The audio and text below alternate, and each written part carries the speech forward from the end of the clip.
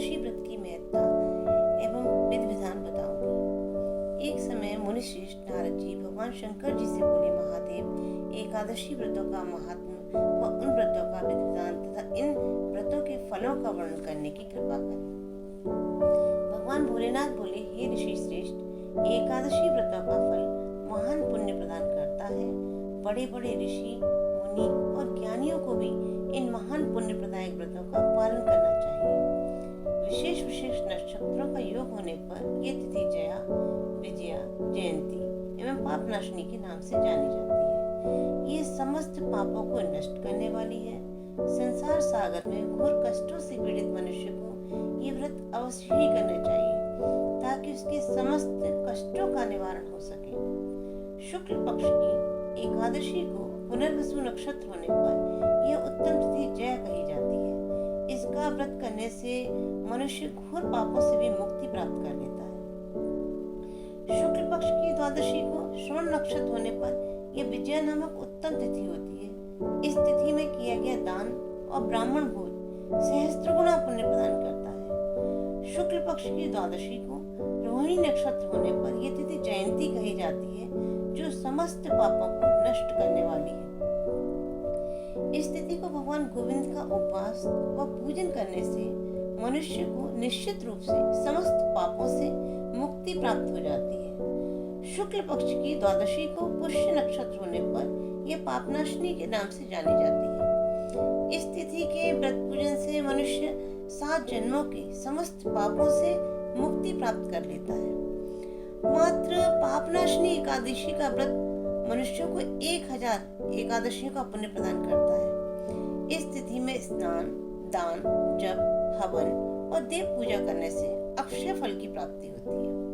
अतः प्रत्येक मनुष्य को इस उत्तम व्रत का पालन अवश्य ही करना चाहिए। जब धर्मात्मा राजा युधिष्ठिर 5वां अश्वमेध यज्ञ कर चुके, तब उन्होंने भगवान श्री कृष्ण से पूछा, हे प्रभु, नक्त व एक भुक्त व्रत का क्या फल प्राप्त होता है? कृपा करके इसका वर्णन करें। भगवान श्री कृष्ण बोले, हे युधिष्ठिर, जब मार्गशीर्ष मास आए तब उसके कृष्ण पक्ष की द्वादशी को यह कल्याणकारी उपवास मनुष्यों को करना चाहिए। व्रती मनुष्य इस व्रत का श्रद्धा सहित पालन करें। दशमी को सदा एक भुक्त रहे या नक्त व्रत के विषय की जानकर उसी के अनुसार एक समय भोजन करें।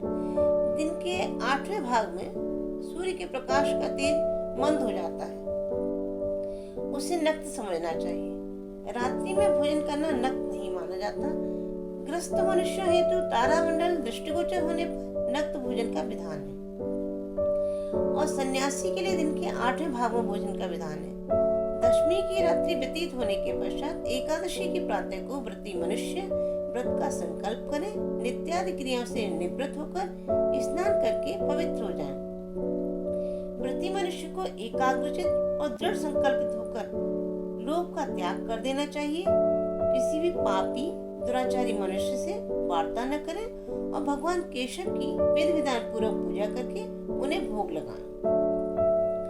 भगवान केशव की लीलाओं का वर्णन करते हुए संपूर्ण दिवस व्यतीत करना चाहिए। रात्रि में भक्ति युक्त होकर भजन कीर्तन करते हुए जागरण करें और प्रातः ब्राह्मणों को दान दक्षिणा देकर उनसे आशीर्वाद प्राप्त करें। जैसी एकादशी शुक्ल पक्ष की होती है, वैसे ही कृष्ण पक्ष की भी होती है। अतः इन दोनों एकादशियों में भेद न मानकर समान विधि से दोनों एकादशियों का व्रत श्रद्धा पूर्वक करना चाहिए। पवित्र तीर्थों में स्नान करके, संक्रांति के अवसर पर दान करके, चंद्र एवं सूर्य ग्रहण के अवसर पर स्नान दान करके, अश्वमेध यज्ञ करके, ब्राह्मण भोज के द्वारा व गोदान के द्वारा जो महान पुण्य प्राप्त होता है, उससे 100 गुना पुण्य एकादशी व्रत द्वारा प्राप्त होता है। अतः इस सर्वोत्तम व्रत का पालन प्रत्येक मनुष्य को करना चाहिए। एकादशी तिथि की उत्पत्ति किस तरह से हुई थी, आज मैं आपको ये सुनाऊंगी। सतयुग में एक अत्यंत बलशाली एवं भयंकर मुर नामक दानव हुआ था, जिसने इंद्र को भी परास्त करके स्वर्ग लोक पर अधिकार प्राप्त कर लिया था। उससे भयभीत होकर इंद्र सहित सभी देवगण स्वर्ग से निष्कासित होकर पृथ्वी लोक पर विचरण कर रहे थे। तब एक दिन इंद्र और अन्य देवगण शिवलोक में पहुंचे और भगवान शिव की स्तुति करके बोले, हे महादेव, हम समस्त देवगण मूर नामक दैत्य से परास्त व भयभीत होकर पृथ्वी पर भटकते हुए कष्ट भोग रहे हैं, जो कि उचित नहीं है। आप ही हमें इन कष्टों से मुक्ति का मार्ग सुझाएं। तब देवगणों की दयनीय दशा से द्रवित होकर भगवान शिव ने उन्हें चक्रधारी भगवान विष्णु की शरण में जाने का परामर्श दिया। महादेव जी के परामर्श के अनुसार समस्त देवगण क्षीर सागर में शयन मुद्रा में निवास कर रहे भगवान विष्णु जी की शरण में पहुंचकर उनकी स्तुति करने लगे। उनकी स्तुति से प्रसन्न हो भगवान विष्णु ने दयामय मुस्कान सहित उनके आने का कारण पूछा। तब देवराज इंद्र ने दैत्यमुर द्वारा परास्त होकर स्वर्ग से निष्कासित कर दिए जाने का संपूर्ण वृतांत सुनाते हुए दुष्ट मुर के संहार करने का निवेदन किया।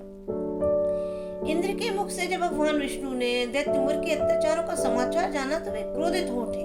वे समस्त देवताओं सहित मुर से युद्ध करने के लिए चल पड़े। भगवान विष्णु और दैत्यमुर के बीच घमासान युद्ध हुआ। मुर ने घातक अस्त्रों के द्वारा देव सेना में हाहाकार मचा दिया। तब भगवान विष्णु ने अपने सुदर्शन चक्र का प्रहार दैत्य सेना पर कर दिया और दैत्यमुर के ऊपर अपने दिव्य बाणों की वर्षा कर दी। भगवान विष्णु के चक्र प्रहार की चपेट में आकर अनेकों दैत्य सैनिक काल के मुंह में चले गए और शेष अपने प्राण बचाकर रणभूमि से भाग खड़े हुए। स्वयं दैत्यमुर भी भगवान की बाण वर्षा से घबराकर भाग गया। तब भगवान विष्णु बद्रिकाश्रम की सिंगावती नामक गुफा में शयन मुद्रा में लीन हो गए। उधर दानव युद्ध में परास्त होने पर भी विष्णु जी का अंत करने के उद्देश्य से गुप्त रूप से भगवान विष्णु का पीछा करते हुए इसी गुफा में पहुंच गया।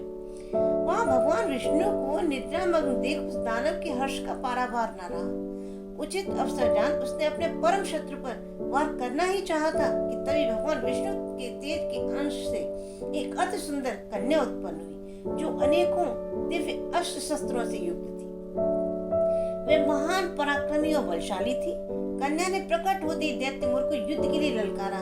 घमासान युद्ध हुआ। अंत में उस मुर नामक भयानक दैत्य को उस दिव्य कन्या ने अपनी हुंकार मात्र से भस्म कर दिया।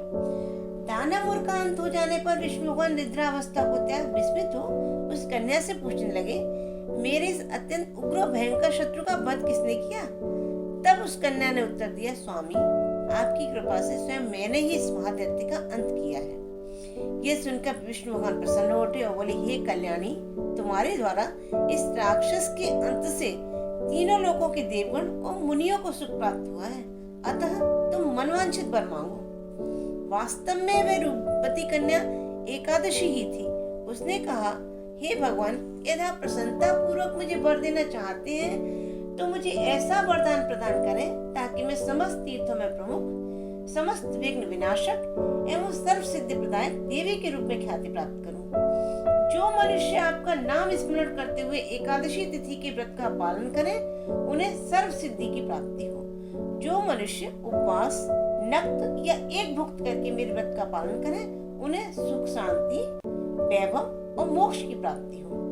भगवान विष्णु ने तथास्तु कहकर एकादशी को वरदान प्रदान कर दिया और क्षीर सागर को प्रस्थान कर गए। एकादशी देवी ये अतुलनीय वरदान प्राप्त कर अति प्रसन्न हुई। तब से ही प्रत्येक मास के दोनों पक्षों को एकादशी का व्रत श्रेष्ठ व्रत माना जाने लगा। जो मनुष्य सच्ची श्रद्धा एवं संपूर्ण विधि विधान से इस महाकल्याणकारी व्रत का पालन करता है, वह इस पृथ्वी पर नाना प्रकार के सुखों को प्राप्त करके अंत समय में वैकुंठ धाम में स्थान पाता है। दोनों पक्षों की एकादशियों का फल समान रूप से ही प्राप्त होता है। व्रती मनुष्यों को इसके शुक्ल और कृष्ण पक्ष में भेद नहीं करना चाहिए। यदि उदय काल में अल्प एकादशी और मध्य काल में पूर्ण द्वादशी और अंत में किंचित त्रयोदशी हो तो उसे त्रिस्पर्शा एकादशी कहते हैं, जो कि भगवान विष्णु को अत्यंत प्रिय है। त्रिस्पर्शा एकादशी का व्रत एक सैकड़ों एकादशी व्रतों का पुण्य प्रदान करता है। इसी भांति द्वादशी में पारण करने पर यह पुण्य सैकड़ों गुना अधिक प्राप्त हो जाता है। निसंदेह एकादशी व्रत के समान महापाप नाशक व्रत इस संसार में अन्य कोई नहीं है। जो मनुष्य नियमित रूप से एकादशी के महात्म्य का पाठ करता है, उसे सैकड़ों गायों के दान के समान पुण्य की प्राप्ति होती है। तथा जो मनुष्य श्रद्धा सहित इस एकादशी महात्म्य को सुनते हैं, वे घोर पापों से भी मुक्ति प्राप्त करते हैं। नमो भगवते वासुदेवाय।